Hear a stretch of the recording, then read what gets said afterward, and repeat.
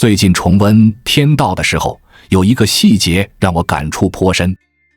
高人丁元英早晨去小摊吃馄饨，点餐的时候他已经把钱付过了，但是当他吃完准备离开的时候，老板娘却急忙阻拦，声称他尚未结账。换作一般人，这样被人冤枉，肯定要理论一番。丁元英却截然不同，他眼神淡漠地看了对方一眼，随即再次掏出钱款，转身离去，不留片刻迟疑。看完不得不感慨，这才是强者处事的风格。现实中，很多人都会因为损失与人恶斗纠缠，直到付出更大的代价。但强者向来干脆利索，绝不拖泥带水。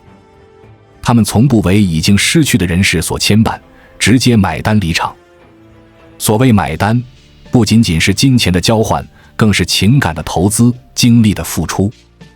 当你遭遇了利益受损，交到了虚伪的关系，做了很多没有结果的努力，那么此时直面现实并果断离场，才是最聪明的做法。一、无法挽回的损失，敢于认栽。生活中，你有没有过这样的经历？花40元买了电影票去电影院，电影开场20分钟，发现是个烂片，但因为票已经买了，直接离开觉得吃亏，于是强迫自己看完。最后不仅时间被白白浪费，心里还莫名涌起一股怨气。在某家高分餐馆点了一顿外卖，结果意外难吃的要命，但觉得既然已经点了，还是硬着头皮把它吃完。最后钱白花了不说，还窝了一肚子火。很多人就是这样，在上当之后，明知继续下去是不理智的，但因不甘心前期的投入，而执拗选择了坚持，结果在错误的道路上越走越远。成熟的人却能坦然认栽，让身心得到解脱。作家常书欣曾经因写出《余罪》而火遍大江南北，走红之后，他却意外上当受骗。当时他在网上认识了一名书友，对方自称是他的粉丝，经常主动对他嘘寒问暖。常书欣有些受宠若惊，时不时会跟对方聊几句。闲谈中，书友说起了自己悲惨的身世，鼻涕眼泪哗哗流下来。说着说着，便开口向常书欣借1000元。常书欣想都没想，立马给对方转了过去。但钱到账之后，书友便人间蒸发，彻底没了身影。常书欣这才反应过来，原来那个书友编造了一堆故事，只为骗取自己的1000块钱。家人劝他要想方设法追回损失，常书欣的做法却令人意外。他说自己不要钱，因为这件事是最好的教训。为了让更多人免于受骗，他把自己的心得写了出来，出版了《反骗案中案》一书，得到无数读者好评。从那以后，他处事更加警惕，再未落入过他人陷阱。中国有一句老话叫做覆水难收，很多失去的利益就如同泼到地上的水一般，一旦流失便再也无法挽回。如果你总是为此较劲，执着于挽回那些无法改变的事实，只会让自己陷入无尽的懊悔之中。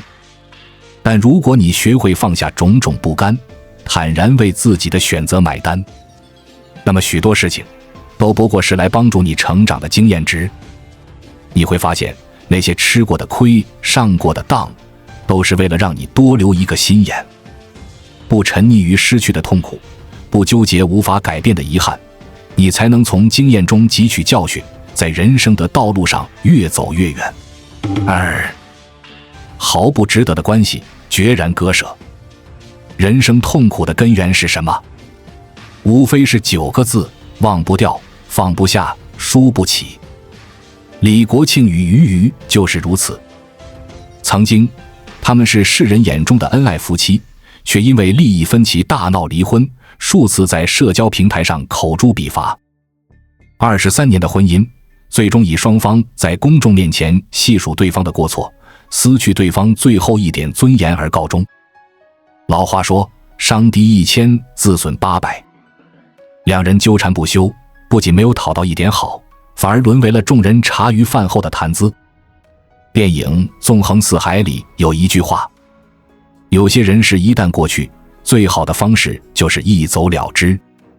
别柔肠百转，自怨自艾，别心有不甘，怨天尤人，结束才是新的开始。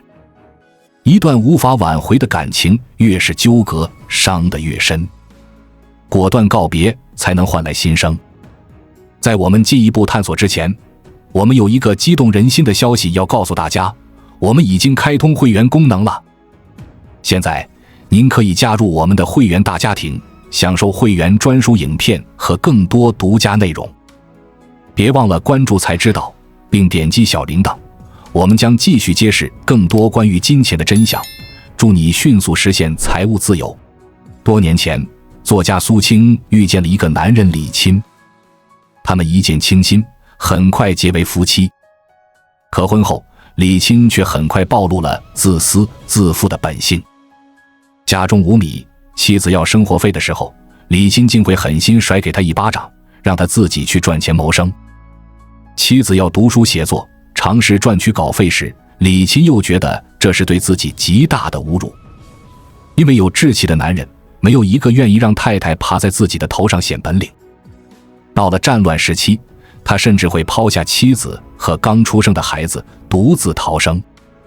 就这样，苏青逐渐意识到，李钦并非他可以托付终身的人。哪怕他们已经结婚10年，哪怕自己已经从青春年少熬到粉褪花残，哪怕女子离婚在当时会遭受辱骂歧视，他还是毅然抛开曾经的付出，果断选择离婚。离婚后，她从未在公开场合说过丈夫坏话，只是彻底与其断绝了联系。此后，她专注于写作事业，不再为此消耗心神。没过多久，她就跻身才女之列，成为上海文坛赫赫有名的人物。《知否》中说，既入穷巷，就该及时掉头，不可等一时消磨。人生在世，难免会遇到不如意的事和不舒心的人。面对糟糕的感情经历，你总是反复纠扯，最终只会把自己弄到满身伤痕。不与烂人纠缠，不是没本事，而是懂得及时止损。要明白，不经一事，不长一智。当你能把过往伤害扔在脑后，才能过好当下的每一个日子。3. 没有结果的努力，果断放弃。林语堂说，明智的放弃胜过盲目的执着。生活中，很多人喜欢和自己较劲，他们明知走错了方向，却常常为了一时意气，撞得头破血流，也要继续前进。最后搭上了时间、精力，还把自己搞得一身狼狈。聪明人永远不会停在过去，而是转求新的机遇。书法大家张文举从小的梦想是成为一名作家，为此他每天坚持写500字的文章，10年如一日地坚持着。然而寄出去的文章总是石沉大海，从来没有收到回音。直到29岁那年，他收到一封退稿信，那是他经常投稿的一家杂志主编写给他的。信中说，他是个很努力的青年，但知识面过于狭窄，生活经历也过于苍白。言下之意是他不适合写作，但主编告诉他，他的钢笔字很好，建议他往书法方面发展。霎时间，张文举犯了难，自己在写作的路上花费了10年心血，如今却有人告诉自己不适合这行。是放弃还是坚持？张文举仅仅犹豫了数秒，立马决定放弃写作，转而练习硬笔书法。也正是这一决定，让他成为一代著名书法名家。易中天曾说，人生如果走错了方向，停下来就是进步。无谓的坚持其实换不来结果，调转方向才能达到理想的终点。国学大师季羡林当年考入清华的时候，数学成绩只有4分，可他心里憋着一股犟劲儿，觉得自己既然数学不好，就更要报名读清华数学系。但做了无数张数学试卷，他的成绩还是无法突破60分。于是他果断放弃数学梦想，转而深耕文学领域，最终成为学界泰斗。有句话说，人生是旷野，而不是轨道。漫漫人生，不必一条道走到黑，也不要在错误的道路上犹豫徘徊。真正通透的人，能为过往的失败买单，也能迅速从沉没成本的泥潭中抽身而出。因为他们明白，流逝的岁月无法挽回，未来的日子才值得倾注心力。学会及时放弃并调整方向，人生才能迎来转圜与生机。小说《狼图腾》中有这样一则故事，当地人会在草原上设置一种强有力的捕兽夹，以此来捕获野兽，但很少能捕捉到狼。因为其他野兽被捕，只会在原地哀嚎，最终沦为猎人的盘中餐。但是狼如果被夹住了腿，会把腿连骨带筋全咬断，缺着3条腿逃掉。狼其实就是真正的强者思维。人这一生难免经历各种搓磨，痛苦也在所难免。但如果总是苦苦纠缠，折磨的还是自己。那些错付的真心，错失的利益，错走的方向，不如坦然舍弃，允许现实不尽如人意，并果断买单离席。要相信，所有走过的弯路，其实都自有其深意。作家李笑来讲过这样一个故事。现如今，居然还有一部分人坚信，地球不是球体的，而是平面的。他们甚至专门成立了相关的地平协会。想说服这群人，难度不亚于登天。你手捧地球仪跟他说，你看，地球是圆的吧？对方会不屑一顾，连这么假的东西都做得出来。即便你找来宇航员在太空拍的地球照片，希望能说服他，瞧，你看，地球是圆的吧？对方却瞪着眼睛，指着照片反驳，你看，它不就是平的吗？跟这种人折腾在一起，无疑是自寻痛苦。爱默生说，庸人之所以平庸，就是因为他们的思想过于固执。你有没有注意到，身边有一些人，总会让你生出有理说不通的无力感？很简单的一件事，你跟他解释的口干舌燥，他却坚持认为你是错的。明眼人都能看出前面是个火坑，他却一点也不听别人的劝阻，铁了心要往火坑里跳。这类人习惯活在自己的小世界里，听不进别人的声音，只按自己的逻辑行事。你越是试图跟他讲道理谈逻辑，越是觉得心力交瘁。一旦靠近他们，你迟早会陷在痛苦、委屈等负面情绪的泥塘里无法自拔。要知道，你根本争不过一个认死理的人。跟固执的人较劲，你永远都是输家。网上有个话题，遇到认知固化的人该如何相处？有个高赞回复，跟这种人别打交道，离得越远越好。李尚龙曾说，人生顺利避雷最好的方法，就是远离消耗你生命的人。作家程甲讲过自己的一段经历。有一年，他老家过年，和一位亲戚大哥闲聊，对方觉得读书是由基因决定，自己读书不行，儿子读书也不行。但程甲表示，读书学习这种事并不是基因决定的，很多方法都可以辅助学习，提高学习能力。程甲还没说完，大哥就打断他反驳道，你看最强大脑里那些人，无论什么看一遍就全记在脑子里了，我们这种人看了电视剧过几天就忘了演的啥了，学了有啥用？于是程甲即刻闭嘴，不与之辩驳。他很清楚自己不可能改变大哥30-40年的认知。跟认死理的人相处，不管你说的再多再对，都是对牛弹琴。他们的世界里只有自己的声音。你花时间跟他们争辩，不会越辩越明，只会深陷泥潭。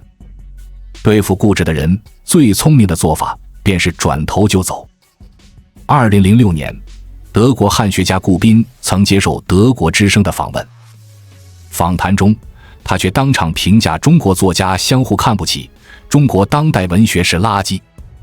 北大教授陈晓明听后当即据理力争，他列举了中国文学近些年的种种成就，试图说服对方。顾彬却依旧固执己见，他认为中国作家大多不懂外语，导致语言极差，文学作品达不到世界水准。正当陈晓明准备与顾彬一较高下时，北大系主任陈平原拉住了他。顾彬的文学趣味和评价标准都是西方的，你说再多，他还不是只认他自己那一套。陈晓明这才冷静下来，也不再搭理顾彬。你看，认知固执的人以为所有事情只有一种标准答案，所以本能地拒绝了其他的选项。当认知层次不在同一水平时，改变他们才是一个人最大的无知。你永远无法叫醒一个认知低的人，也很难改变一个认知固化的人。保护自己能量最好的方式，就是趁早离开那些认死理的人，不要在他们身上耽误你的时间，默不作声地远离即可。约翰·拉塞特曾有这样一段经历，他原本是迪士尼的动画设计师，凭着娴熟的画技画出了不少作品。当时智能绘图技术开始兴起，效率远高于手工。他向上司提议尝试用计算机做一下电脑动画，结果却等来了被上司开除的回应。对方固执地认为大家都是靠手工作画，他想要用机器画画就是异想天开。约翰本想找公司理论，但一想到上司顽固不化的样子，便没再纠缠。他专心用电脑制作了一部动画片，这部动画就是后来爆火的《玩具总动员》。人与人最大的差距就是认知层次，认知局限的人目光短浅，走不出自己的一亩三分地。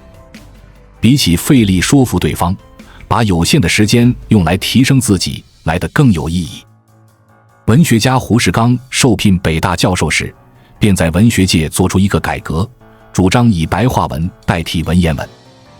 国学大师黄侃却固守传统，反对白话文。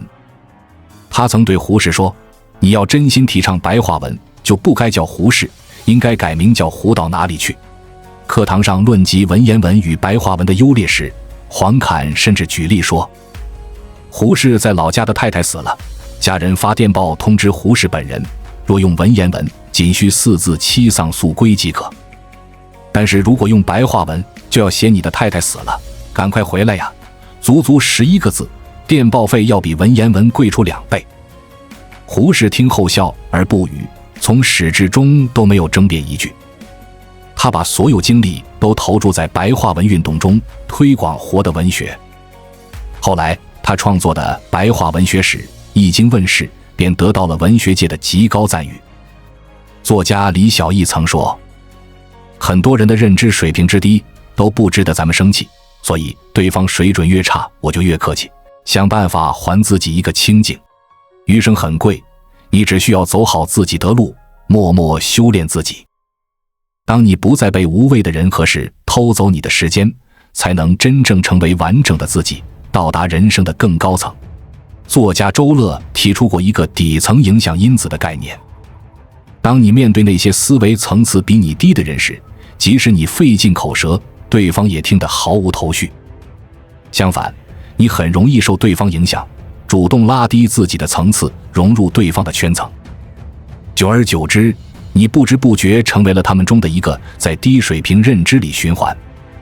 所以永远不要靠近认死理的人，把精力用来更新认知，推开思维的大门，你才能与更好的自己不期而遇。逻辑学家殷海光生性耿直，每遇到不平之事，见到讨厌的人就气不打一处来。因为经常跟别人较劲，殷海光身体非常不好，50岁便患癌离世了。生活当中，我们时常会与烂人破事狭路相逢，以生气的方式应对是最愚蠢的方式。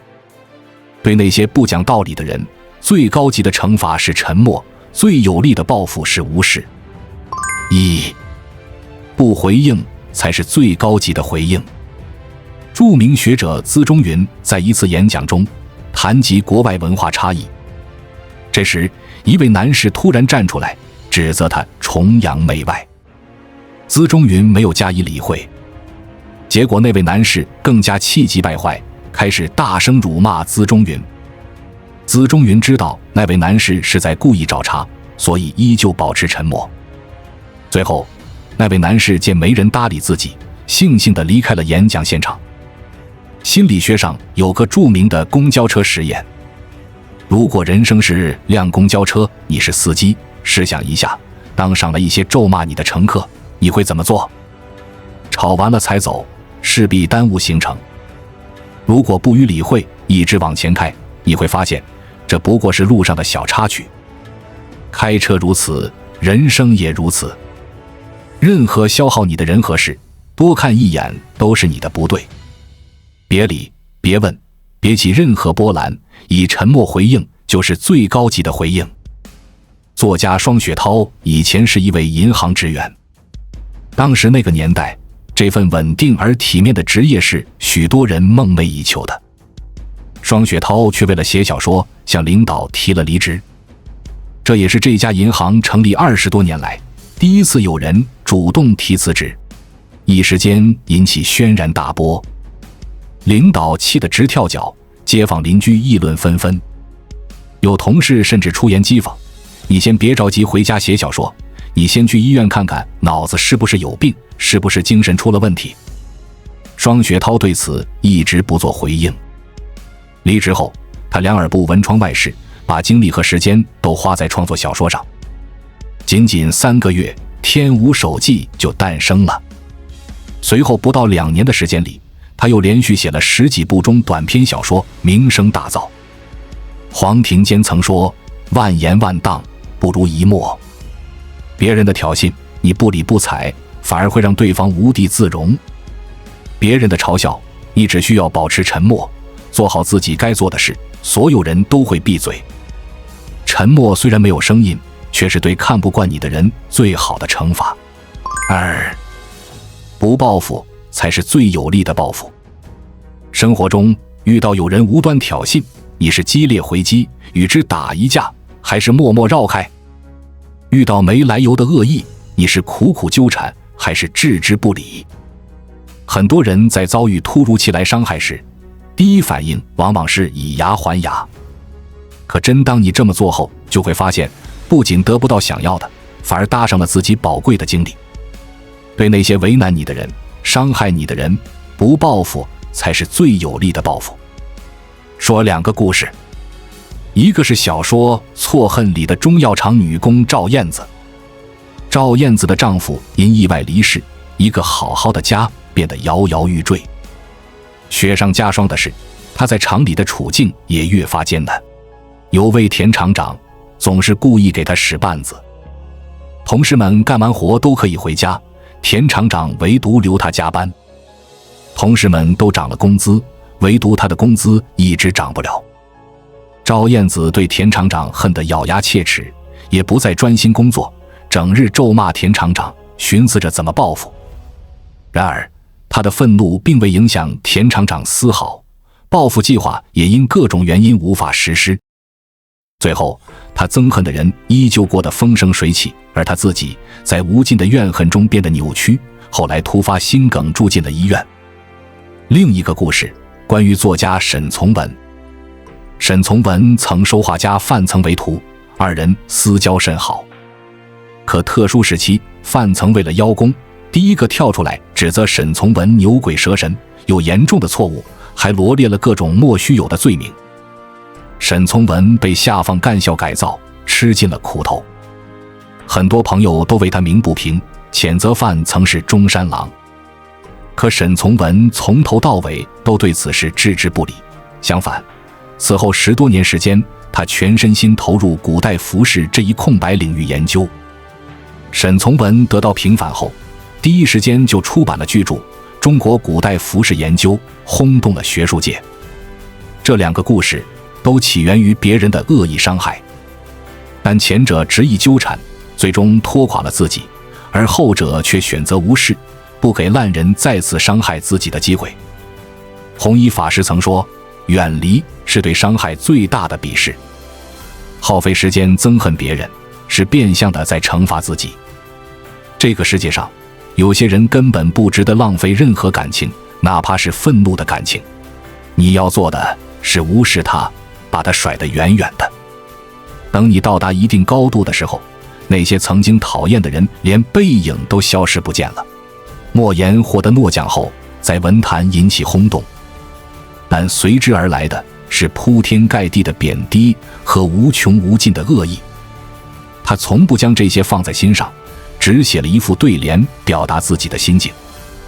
上联：佛说与蚊虫叮咬忍之。